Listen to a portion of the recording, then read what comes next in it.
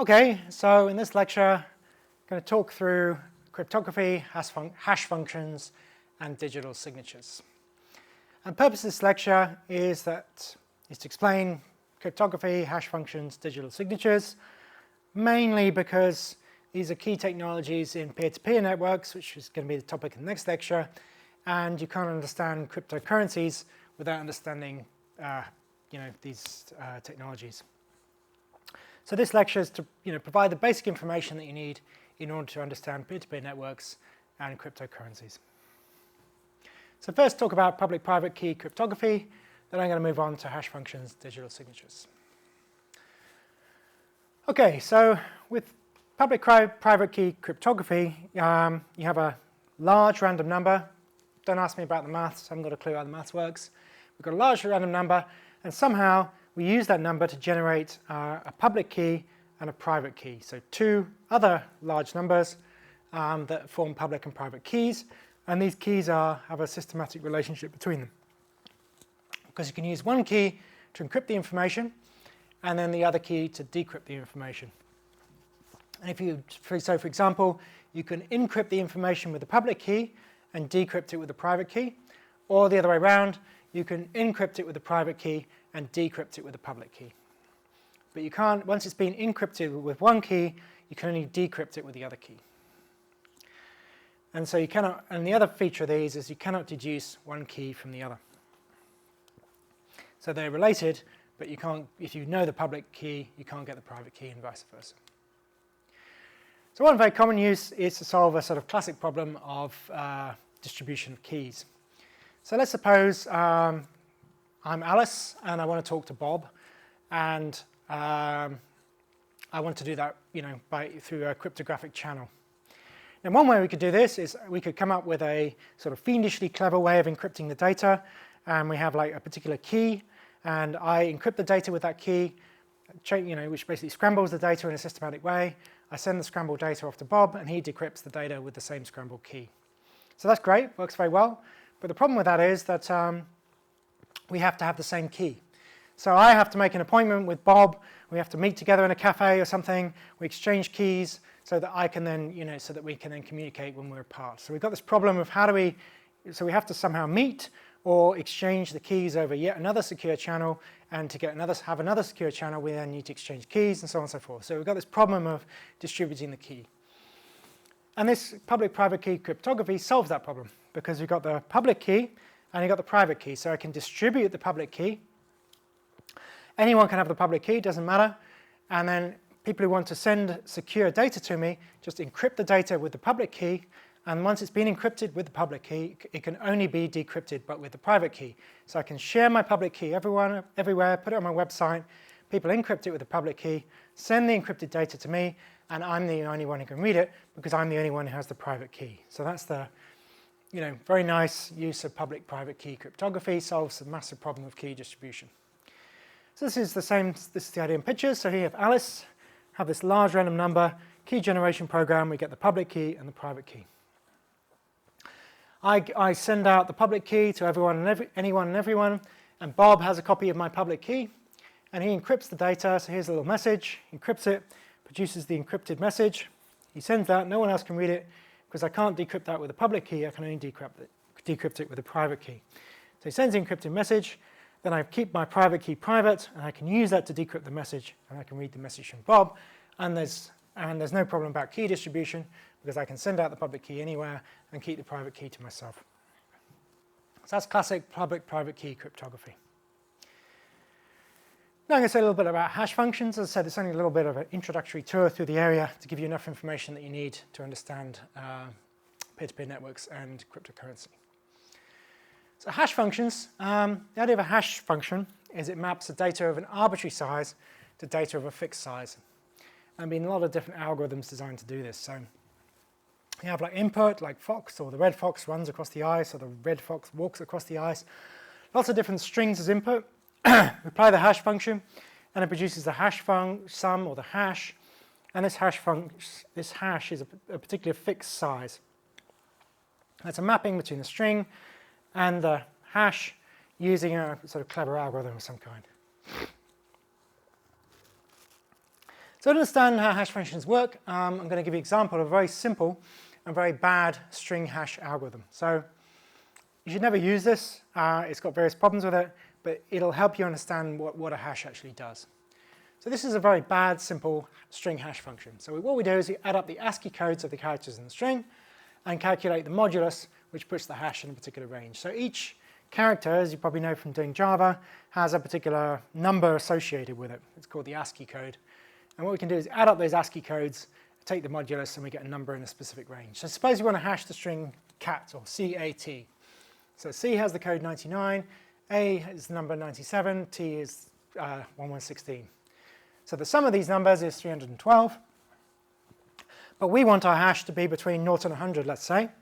So what we do is we take the modulus, and modulus is like the remainder, right, of that number when you divide it by another number. So if we divide the remainder after we've divided this 312 by 100 is 12. So if we do 312 / 100, that'll get in integer arithmetic, will give us 3, which is the number of 300s that go into 312. But if we do the modulus, that's the remainder, so it's the number of time, what's left over after you've divided 312 by 100, which in this case is 12. So now we've mapped cat onto the number 12. Right, a little function that does this in Java, so we've got the range, result. We just add up all the ASCII characters, values, and then we return the modulus within the range. Here the range is 100. So let's just illustrate how we map any string. We can put a string with 1,000,000 characters, and it will still be mapped to a number between the range 0 and 100. And that's, in a way, the flaw of this method, right? Because the string like ACT, ACT, will be mapped onto the same number, and so will TAC, TAC, and so on and so forth. And lots of other numbers will also be mapped onto 12. So in this case, we've got what's called hash collision. We've got lots of different inputs that map to the same output. So that's what makes it a fairly useless hash function, but it gives you an idea about how hash functions work. And then we have hash maps. So this is extremely useful data structure in programming. I use it all the time, far more than most other data structures, I think, possibly more than arrays. Because what we can do is use these hash functions to map a particular key to a particular position in the array, or bucket in an array. So here we have like an array whose indices range from like 0 to 15 in this case. By applying a hash function, just like the one I gave you, like cat, this sort of simple string one or a more sophisticated one, which is what would actually be used, we can map this string to a particular value in the array, and at that particular value in the array, we can store a particular value, like John Smith's phone number by the look of it. So what it does is it map a key, these are the keys here, to a particular value. So you can store a value at a particular key position, and you can pull back the value, access the value at given a particular key. So it's a relationship between key and value, and it's very efficient, because all you have to do is compute the hash algorithm. You don't have to, if you're trying to do a search in this array, suppose it's 1,000,000 elements long, it could take an awful lot of time, take a lot of data. Whereas if we've got a hash function, we can find an exact position in the array very quickly just by executing the hash function. So we've got the key. This is sort of typical Java usage. So we've got the key, would be the hash of the name. Well, that's not really typical Java usage, it gives you an idea anyway. Then we've got put. This is the Java stuff where you put like a particular key, you store a value at a particular key position, and then you get the value by just saying get key. This is how you use hash tables. And what we're going to mention a little bit in the next talk on peer-to-peer networks is how you can build distributed hash tables. These are hash tables that run across lots and lots of different computers, and so you can store things in this network of computers. But you can store a value or a document. You give it a particular key, and you can store that document in that distributed hash table, and then retrieve that document from the distributed hash table. So it's essentially the same idea. We can put key and then some data, and then this could be like Cord, which is a sort of third generation peer-to-peer network, something like that. And then there'll be a whole sort of way in which that data is organized and stored in the distributed hash table. And then you can then store data in that distributed hash table and retrieve it from the distributed hash table, much like you would do on a local program. But it can work on a much bigger scale. It can be more of an internet scale distributed hash table rather than just a local program. As I said, we've got Cord, Tapestry, Pastry, Can. These are examples of distributed hash tables that work in a peer-to-peer way to store and retrieve data across lots of machines. And finally, we've got the cryptographic hash functions, which are particularly important in, when we come to cryptocurrency. And these are hash functions that are impossible to invert. So when you do a hash of something, you end up with a hash. And cryptographic hash functions are particularly hard to go from the hash back to the data that you hashed. So you can't calculate the original data from the hash. And this kind of cryptographic hash functions are also sensitive to changes in the data. So two similar strings, they're just a tiny bit different, will generate a different hash. And that's very important. So that no two different messages have the same hash. And so you've got SHA-1, and I think there's later generations of that as well. So here we have the idea. So we've got lots of different inputs. So standard hash function going to the digest here, which is, as we said before, is like a standard length, be it a number between 0 to 100, or in this case, a more complex digest. And a cryptographic hash function, if you know this digest, it's going to be impossible to guess whether it's saying fox, or the red fox jumped over the blue dog, or the red fox jumps over the blue dog, the blue dog, or whatever. Getting from here to here is close to impossible, or should be close to impossible. And any small changes in these inputs should lead to some kind of change in the output. They shouldn't be a close relationship here, shouldn't lead to a close relationship here. So here we're missing got a slight difference in spelling, and that leads to radically different hashes. And that's one of the key features of cryptographic hash. Yep, I think it covers it. Okay, so that's hash functions. Now I can talk about digital signatures, which is a combination of hash functions, or cryptographic hash functions, with public-private key cryptography. So to sign a message, so with a message we want to be able to prove that a particular person sent it and the message hasn't been tampered with, and that's what digital signatures achieve.